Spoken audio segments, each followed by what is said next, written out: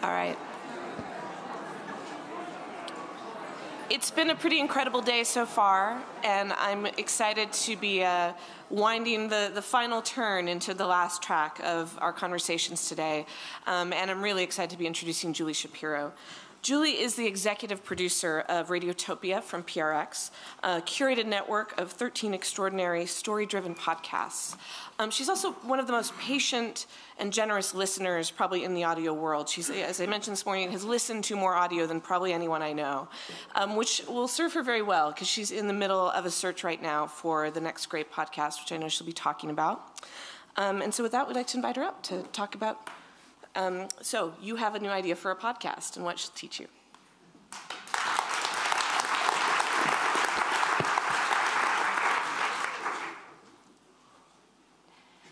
Hello, everyone. How are you doing? Good. So sometimes when I'm riding the train or walking down the street or hanging out at a park with my young son, I look at my fellow passengers or people streaming by or the parents on the other side of the park near the slides, and I immediately get suspicious.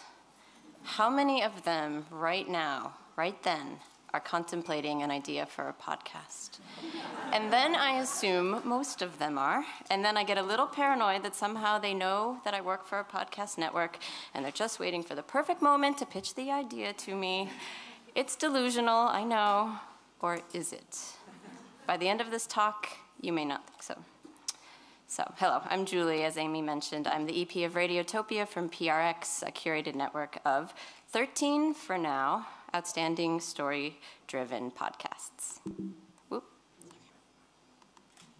Join us at radiotopia.fm for the best story-driven podcasts out there. This is 99% Invisible. Welcome to The Allusionist. This is Criminal. You're listening to Song Exploder. This is The Memory Palace. Welcome to Strange To the Heart. The Truth. The Mortified Podcast. Theory of Everything. Radio Diaries. Love and Radio. Fugitive Waves. All stories, all the time. Radiotopia. From PRX. So Radiotopia was founded just over 2 years ago, if you can believe it, in 2014, and is a partnership between PRX and Roman Mars, host and creator of our flagship show, 99% Invisible. It's about the designed environment we live in. According to our most recent numbers, Radiotopia shows are collectively downloaded around 11.5 million times per month. Our shows are about design and language, crime, sex, music, relationships, history, and some are just simply uncategorizable. They dig deep into human nature and excel in pushing boundaries. I forgot about this. I'm audio person, not visual person. And they explore the margins and the marginal. Stylistically, Radiotopia shows run the gamut. They're both heavily narrated and completely non-narrated, fictional, non-fictional. They represent documentary, literary, informational, experimental. And emotionally, they are all over the map, inspiring fascination and joy, sorrow, excitement, anger, embarrassment, confusion, uneasiness, sympathy, empathy, and so on. So I get asked a lot, what is a podcast network for? What does Radiotopia do? In simplest terms, we support independent producers in doing their best work, growing their audience, and raising revenue. We nurture or coax their entrepreneurial instincts and help them ramp up to sustainability and then continue growing. We sell sponsorships for their podcasts and advise on technical and editorial, marketing, legal, budgetary issues. But in a less concrete sense, Radiotopia is about community and solidarity. We share a collective sense that we're all in it together, both in spirit and in finances. We cross-promote each other, and we also fundraise together once a year, appealing to listeners who across the 13 shows and the globe support us to an amazing degree. Nearly 20,000 donors gave in our last fundraiser last fall from more than 60 countries, and the amazing thing about that is 82% of those donors are recurring. So instead of giving once, they are continuing to support the shows until they decide to stop. Also worth noting is that we don't own any of our shows, and we don't control any of their content. Radio producers work for themselves, and they own everything they make. So, what makes a Radiotopia show a Radiotopia show? I get asked that a lot as well. The answer depends on how much time we have, but for today's purposes, I've boiled this down to 4 characteristics. Radiotopia shows are story-driven, as we've said, sound-rich, innovative in approach, and made by highly motivated and very creative independent producers. So I'll tell you a little bit more about me before we get into the main project I'm going to talk about. I have a background in creative audio storytelling, spent 13 years as co-founder and artistic director of the Third Coast International Audio Festival in Chicago. Anyone been? A couple of people over here. Hope you'll consider, it's coming up. And more recently, I spent 2 years in Australia helping launch the creative audio unit at the ABC with the RN network. I landed in Radiotopia in Cambridge near Boston last November. And over the years, when I'm asked what my job is at the passport control or just over drinks or on the train, I've often summed it up as I'm a career listener. It's what I do, as Amy mentioned. And considering the times, this is not a bad skill to have honed. But that answer is slowly shifting, and I'm definitely more involved now with both strategizing and thinking about the business of podcasting and about how and why and when and where and all those metrics people listen. And I talk about things like, dynamic ad insertion, monetizing your back catalog, a lot more than I ever thought I would. But that said, I am still listening all the time. But still, there's probably something else to call what I do now, that I find myself deep in this manic and competitive and exhilarating world of podcasts. They just keep getting more popular.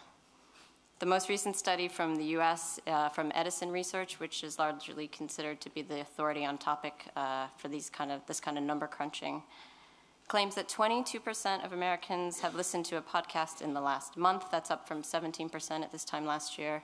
So in their words, podcasting has gone mainstream, both in the realm I mostly work in, public radio-esque storytelling, but also across all the many other podcasts out there.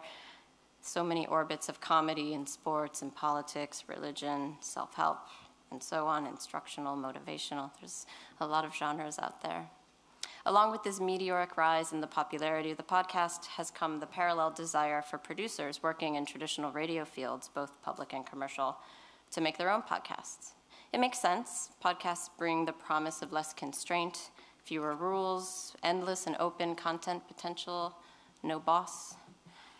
And parallel to that parallel is the growing sense among people who love podcasts, listen faithfully to a handful or a dozen or more shows, but have little or no experience in audio, that they, too, want to give it a go and produce their own show.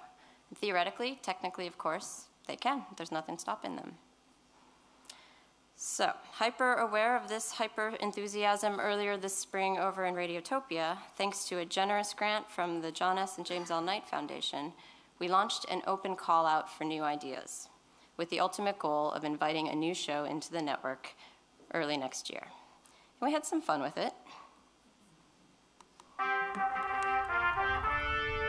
So, you have an idea for a podcast? Well, Radiotopia, home of the best story-driven podcasts, is on a quest. A podquest. Podquest. Podquest. Podquest. Podquest. Podquest. Podquest. We're on a podquest to develop new talent and find our next show. Could it be yours? Send us your best idea. Visit radiotopia.fm/podquest for contest rules and entry. Radiotopia. From PRX. So PodQuest, get it? Cast, Quest? Love a little bit of wordplay. Was an open call-out that lasted for exactly a month and invited submissions for podcast ideas about any theme or subject an entrant wanted to pitch. We didn't ask for stories about this or that. We just asked people to keep in mind our creative mission, which is to support sound-driven, sound-aware work that embraces innovation and is made by highly motivated independent producers and story-driven. Entrants filled out online forms telling us about themselves and the shows that they wanted to make, or maybe were making. We also invited projects in the early stages, and they uploaded a 1 to 2 minute audio clip. We also asked them to list 3 shows they listen to regularly and tell us why. They didn't have to be Radiotopia shows. And also to explain why they thought their idea was a good match for Radiotopia. That was really important to me to know why they thought they would want to work with us and consequently why we might want to work with them.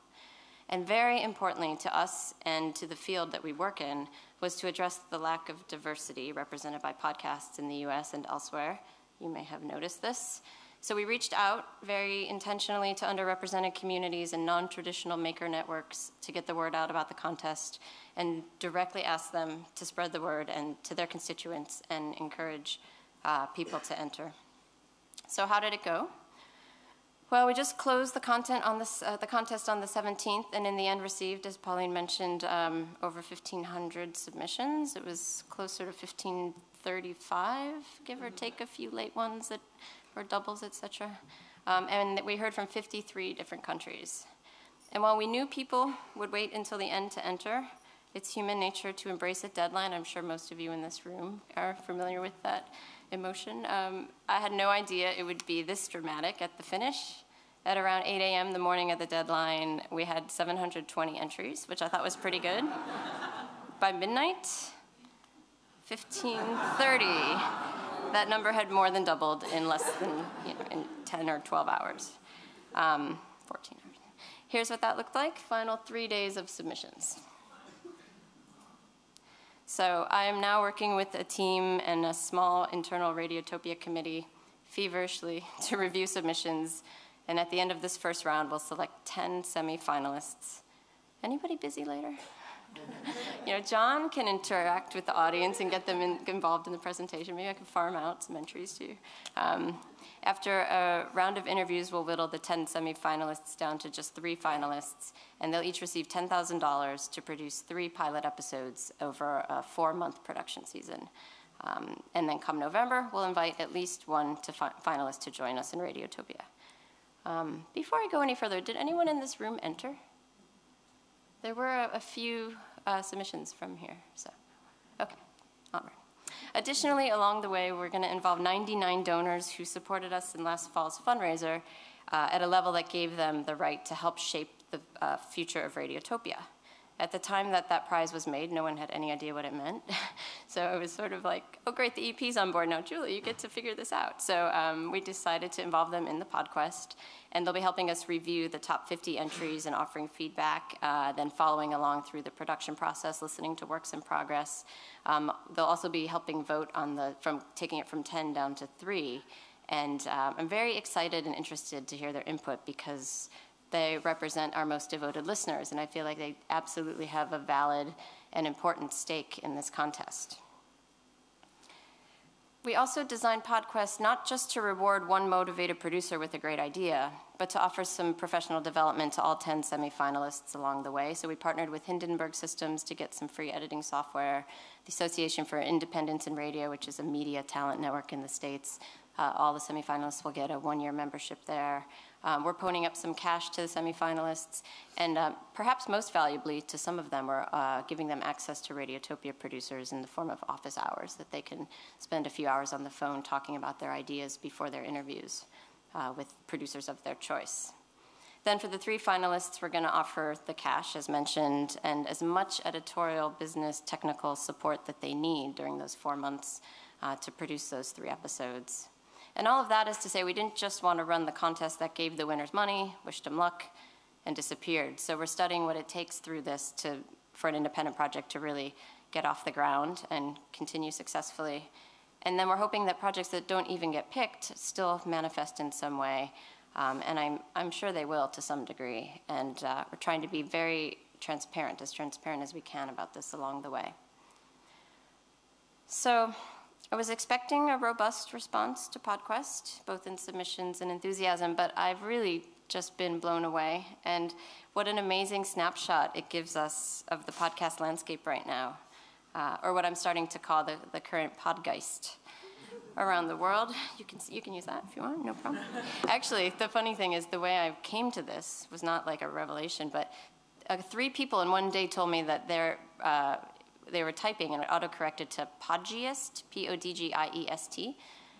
And I looked at it and I thought they said podgeist. And I was like, oh, that's so prescient. That's amazing. So it didn't exactly autocorrect to podgeist, but that's where I got to podgeist from. It's kind of giving us this group portrait of some of the most active and devoted listeners really around the world and these podcast consumers out there. And, you know, at first I tried to avoid using the word consumer in talking about these people, but then I started thinking about how apt the food metaphor is, because people have a voracious appetite for these podcasts, and they're binging on the back catalogs and sampling new shows. So I actually think it kind of works. It kind of warmed me up to the idea of consumption. So clearly I've learned a lot through this about who's listening, what people appreciate about the medium, which existing shows out there are the most influential on new and consequently not so new ideas, the difference between a great idea and a sustainable, feasible vision for an ongoing podcast, and how common it is to want to make a science podcast, very popular. So let's just say the sociologist in me, I actually have a degree in sociology, no media or journalism training way back when, is having a field day. So some data to better illustrate our entrant pool. And again, please excuse my very basic visuals, especially amongst my brilliant fellow presenters. I'm an audio person, and we maintain the audio enough gives you the picture. You don't need the visuals. But anyway, in case you're curious, here's the gender breakdown between entrants. So we had 50.9%, 42.3% women, 50.9% men, 6.8%, and I say that, and I'm really proud to say it because there were very non-American names that I couldn't just tell by looking through a list. So there were, 105, except, since I shared this with my fellow Radiotopians, and there were two names that we kind of joked about. One was Ketchup, and one was Tree, and it's impossible to know until we go and hear the audio clips, but I was just going through the names, and I just found out today, thanks to one of my colleagues, that Ketchup was a woman. So it's 104 and one more for the women. And so that's the gender breakdown. Here is a word cloud that we pulled from the entries. Not surprising, it's kind of lovely. I'll give you a few seconds to look at that.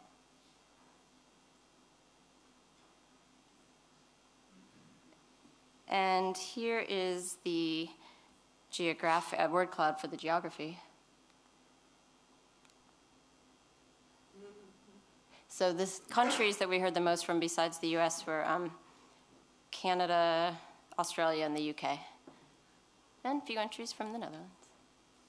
And then here that is the 53 country spread. So it's pretty cool to think of it that way. Word got out. And of course, the timing of this talk was just too close to this experience to not take the opportunity to distill some of the observations that I've made and share them with you. Because frankly, I've thought about nothing else, barely anything else for the past 2 months, and really nothing else for the last week, much to my aforementioned 4-year-old son's dismay. You're going to hear a little bit from him later. So first of all, there were a few buckets that most of the submissions fell into by hook or crook. And I offer these with no judgment. This is really just observation. Remember, sociology? So here's my taxonomy of PodQuest submissions. We had the Omnicast, that are shows about everything, like here's a show about science, history, technology, and music. Or the humanities, the choices we make. Or I heard one that was like anecdotes, pithy stories, and insightful commentary on the human condition. So just, big ideas there. There was the InfoCast, shows meant to explain things, featuring basically scored interviews with regular people and experts usually. There's the Therapy Cast, shows meant to help listeners and often the producers themselves cope with hardships in their lives. The Place Cast, shows that focused on a particular place. We heard from Paris, London, Alaska, Southern California, Miami, food reviews from specifically Madison, Wisconsin. And I should say I only have gotten through about 400 entries, so I still have 1,100 to go. That list would be much longer. The Totcast, or the TOT, which is for me the sort of inspiring stories about triumphing over tragedy, TOT. Overcoming odds, fighting back, making good on past mistakes. And then the Chumcast, closely related to the Chatcast. A couple of pals sit around a microphone and talk about whatever. There's usually alcohol involved. The Quirkcast, which I'm kind of a fan of actually, stories about people with quirky jobs and quirky collections and quirky hobbies and quirky passions. The Humanity Cast were shows about things that connect us all. Kind of secret identities was one, ancestry, a love for XXX. The ordinary cast, extraordinary stories about ordinary people. You hear about that a lot. And then fiction serials are really, really popular now. I blame this guy, or I credit this guy, I should say, Martin, who started a festival for audio fiction with a colleague of mine, Ann Hepperman, in New York. The Sarah Awards, if you're interested, Google that. Especially science fiction serials, which were the vast majority of the fiction pitches, and especially sci-fi serials about lady journalists, women journalists encountering the paranormal. That is a very popular topic, it seems. It's just inspires a lot of creativity. And then lots of nonfiction serial casts. So this idea of taking one story and going deep into it. So some popular recurring topics for you. Again, no judgments, observations here. Science, probably won't surprise you. Science and history, the law, technology, music, women, death, a lot of death suggestions, actually. Alcohol, few about Shakespeare came up a few times. Memory, happiness or the search for happiness, conversely sadness, the creative process, mythology, kid interviewers. It's coming up in the world. And plenty of really serious topics like depression and chronic illness, social injustice and inequalities, environmental issues, refugees, and some not so serious fan fiction serials about Harrison Ford. Who would listen? I mean, plenty of people who would enjoy that, maybe. Some people. Doctor Who. Some notable one-off ideas about hamburgers and bicycles, hacking your iPhone, cider, hats and the people who wear them. So I started keeping a big spreadsheet because I got very excited and obsessed with what we were witnessing in this moment. Keeping track of names so I could do the gender and topics and styles and countries. One column that had just the word "to" at the top, and this was my nutshell one-word observation about for the shows that I felt just weren't right for Radiotopia. And just to let you know, by far the most common adjective I used was, I just started calling it straight, like things that were very traditional, middle of the road, familiar sounding. They just didn't crackle. There was nothing extraordinary about them. I felt like they weren't going to embrace the potential for what you can do creatively in exploring a podcast, which is, of course, very important to us at Radiotopia. A few of the other adjectives that I found myself relying on was things were too niche or narrow, were too iterative. They sounded exactly like something in the network already. Maybe a little preachy, righteous. Sound poor, straight talk shows just aren't for us. They definitely do well in the world of podcasts, but that's not what we're looking for. And then there was kind of the overly precious cast about, big, great, huge stories about humanity and such. But I don't want to be just critical, and I'm trying to, in a general way, just say what would work for Radiotopia, because there were a lot of really, really good pitches. So what stuck out for me? I'm going to stay vague, because as you know, we're weeks away from picking any winners. But actual, concrete, tangible ideas stuck out, rather than these kind of vague assumptions about the human condition. Structural organization that went beyond a scored interview with narrated stuck out. Original ideas, things we hadn't really heard about. And then the audio clips that used a certain amount of energy, maybe brought some humor to the presentation, but not too much humor, not too much energy. Lastly, there's a certain intangible something that some of the pitches have had. It's very easy to identify, but very hard to actually put into words. It's kind of like a chemistry that happens when you start listening, a kind of likability. And so in honor of that, I want to share one entry that I just keep listening to over and over from a guy called William Damon from Crown Heights in Brooklyn. He was an on-air radio personality in the 80s and 90s. Works more recently at as a telephone company executive, and I mentioned him a little bit briefly earlier, has an abiding passion for hats. And I should say he was a very atypical entrant for us because it definitely skewed younger. This is Billy Damon, and this is Hat People, a very special breed of people, I think. And essentially, we talk to people from all over the world to gain some insight on the intimate and romantic relationship they have with their hats.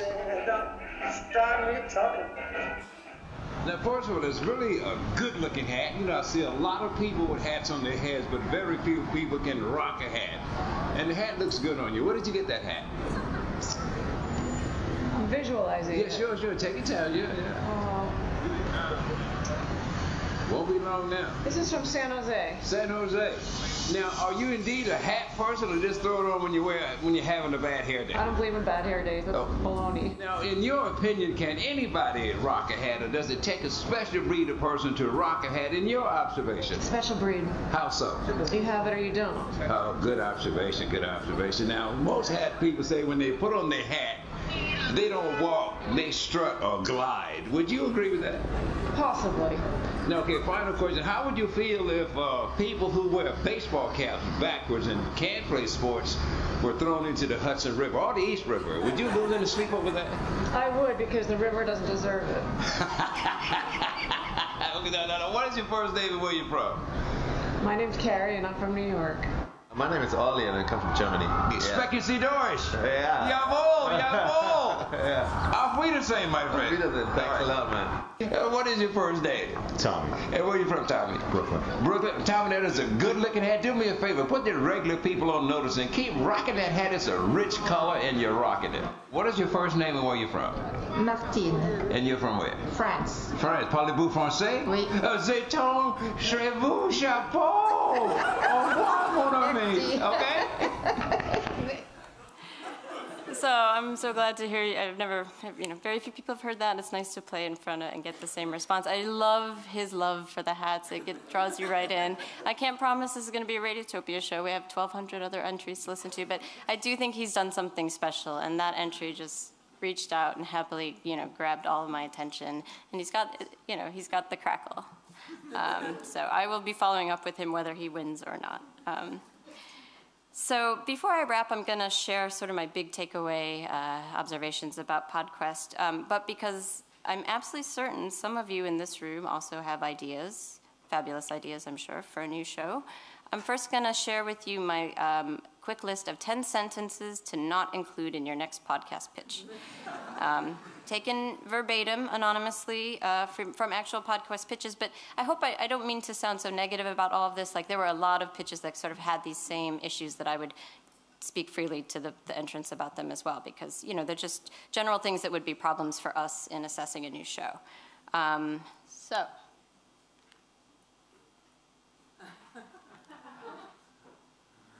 Here we go. Number 1, I run one podcast and practically have a new podcast idea every day. So, quantity does not mean quality. Keep that in mind. Number 2, audience, mostly men 28 and older who are all past the stage of drinking just to drink, but starting to enjoy their beverages and explore their options. A little too niche for us, I think, that audience. I would like to keep the episode time to under an hour and a half. So I personally think a great podcast episode length is 18 to 25 minutes. I just would worry about the producer's editing values in this one, and maybe it wouldn't be a good match for us. Our sound is the Love Child of Radiolab and 99% Visible, Radio Diaries and Love Radio. We had a lot of Love Childs come through, formatted just like 3 shows that are quite different, so the point being, like, it's totally fine to be inspired. Everyone was inspired by shows, but to sort of hang your show on a combination of other ones doesn't bode well for, like, your sense of originality and what you would bring to it. We can tell in the pitch. You don't have to tell us, which brings me to the next point, which is,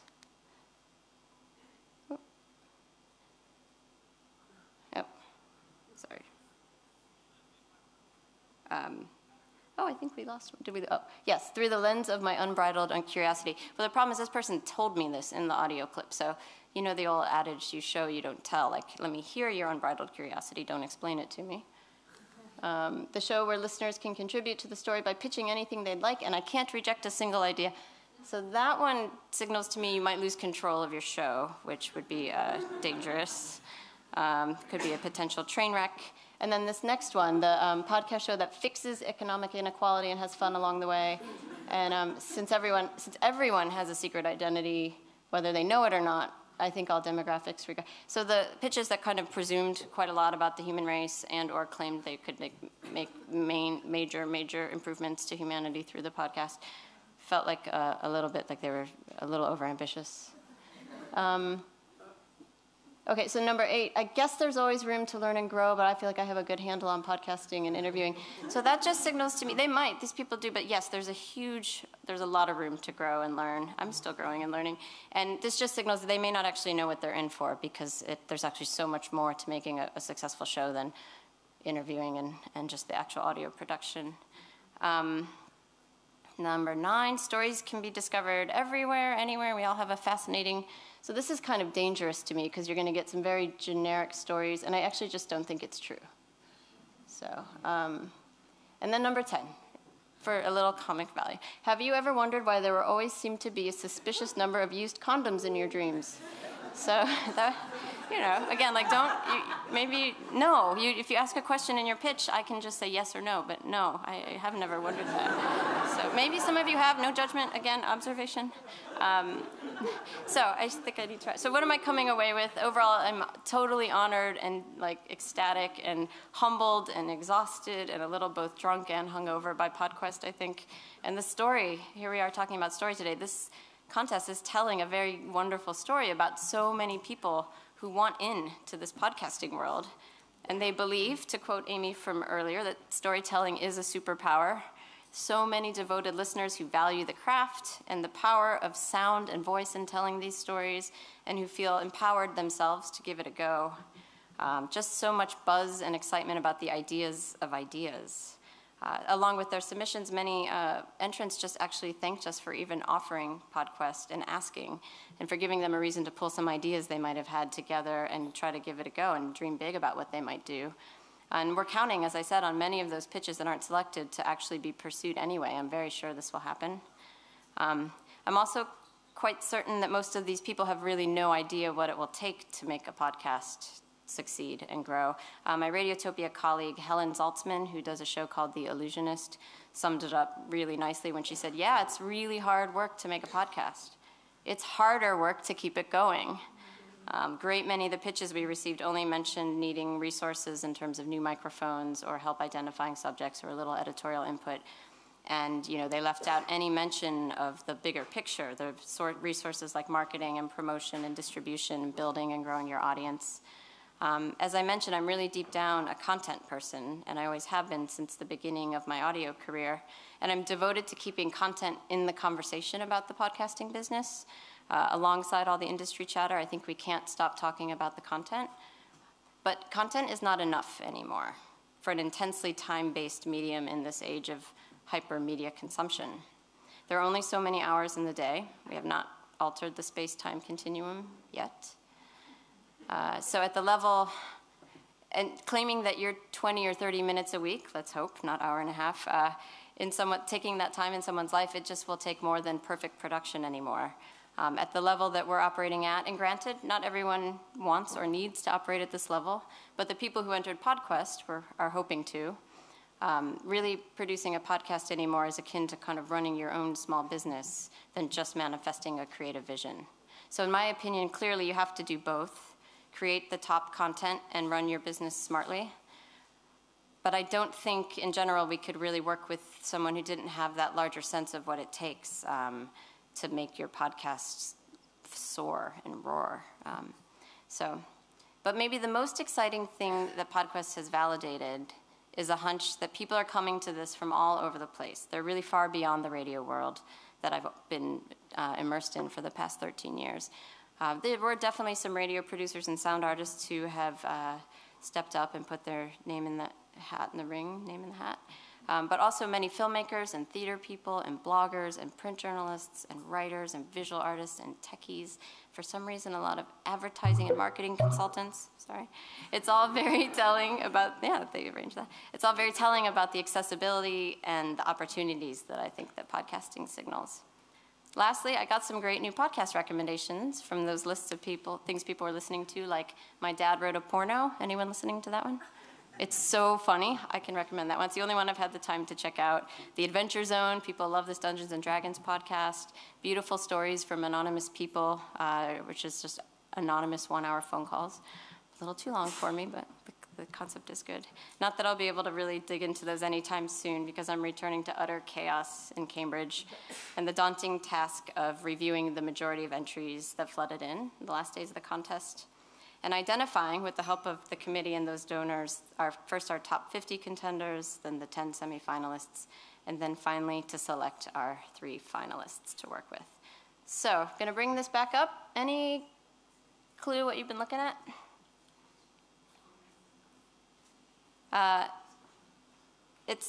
This represents my first, literally my first impressions of the first 420 entries I listened to. So as you might imagine, green was ones I gave a thumbs up for thinking more seriously about. Yellow was possibly, and red was just nope, not right for us. So we'll continue to fill that in as we get through more entries, but I feel like this image just tells a certain story about the content in the pool. And a quick interlude plug for another storytelling initiative that I'm deeply involved with and keep a blog about. Now, this is actually in honor of the wonderful organizers who put this conference together. And I was joking with Andrea, who picked up on this blog that I run while she was tweeting about presenters. And I joked, well, maybe I could sneak some of those into my keynote. And then I thought, well, why not? Because I have a captive audience. And I run a crowdsourced blog about personified teeth dental signs. So, as you can see, they are all over the world, and these are all ones I have, I did take the London one, but the other ones have been sent to me. So just keep it in the back of your mind. You'll start noticing them, I promise. And tweet them to me at JAtomic, please. You can check out the other ones. Thank you, everyone, for the attention and all of the wonderful job you've done. Hand for the organizers.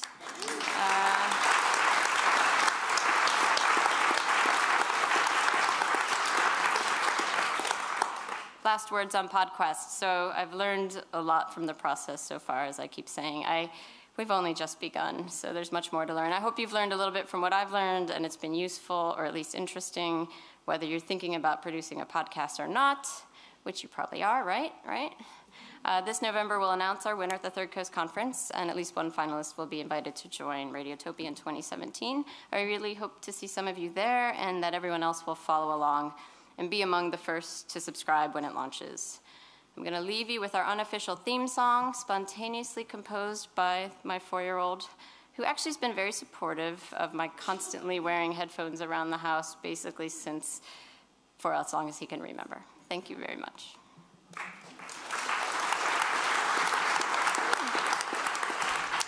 PodQuest, PodQuest, PodQuest, PodQuest, PodQuest. You got it like 5 or 10 more minutes, right? Bravo. Thank you.